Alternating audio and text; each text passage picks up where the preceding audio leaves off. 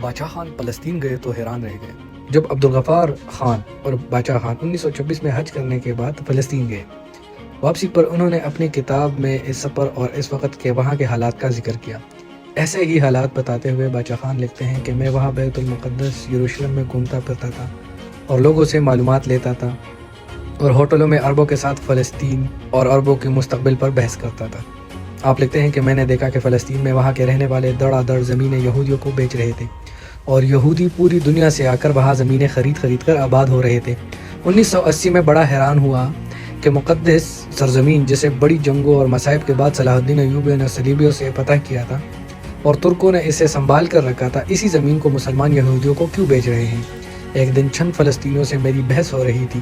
میں نے انہیں کہا کہ دیکھو، یہ آپ لوگ بڑی غلطی کر رہے ہیں کہ یہودیوں کو اپنی زمینیں فروخت کرنے جا رہے ہیں اور یہودی اس زمین کو آباد کر لیتے ہیں۔ ان زمینوں کو آباد کرنے کا کام آپ لوگ خود کیوں نہیں کرتے؟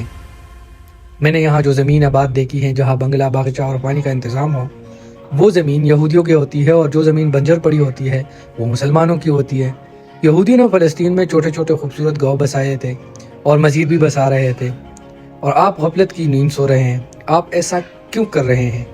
ان میں سے ایک فلسطینی عرب نے مجھے جواب دیتے ہوئے کہا کہ یہ صدی تو آخری صدی ہے، ہم اپنی زمینیں یہودیوں کو اس لیے فروخت کر رہے ہیں کیونکہ یہ اس صدی کے بعد تو امام مہدی آئے گا اور ساری زمینیں دوبارہ ہم یہودیوں سے چھین لیں گے۔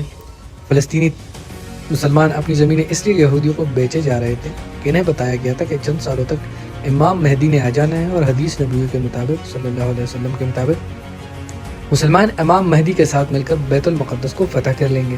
نہ جانے امام مہدی کی اس صدی میں آنے کی گارنٹی انہیں کس نے دی تھی۔ تب مجھے اندازہ ہوا کہ مولیوں نے پشتونوں کی طرح عربوں کو بھی امام مہدی کے انتظار میں بٹھایا ہوا ہے۔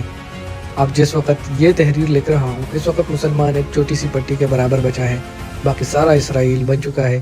اور اب مجھے خیال آ رہا ہے کہ فلسطین جاؤں اور ان عربوں سے پوچھوں کہ وہ صدی تو ختم ہو گئی ہے، وہ زمینیں کس کی ہوئی، یہودیوں کی یا پھر مسلمانوں کی؟ اس وقت جب آپ یہ تحریر پڑھ رہے ہیں تو ہزاروں فلسطینی مارے جا چکے ہیں اور کوئی ان کو بچانے والا بھی نہیں۔ امام مہدی نے جب آنا ہے تب آنا ہے، ابھی جو کرنا ہے وہ ہم مسلمانوں کو ہی کرنا ہے، لیکن ہم کچھ کر نہیں رہے کیونکہ اپنے گھروں میں سکون سے بیٹھے ہیں۔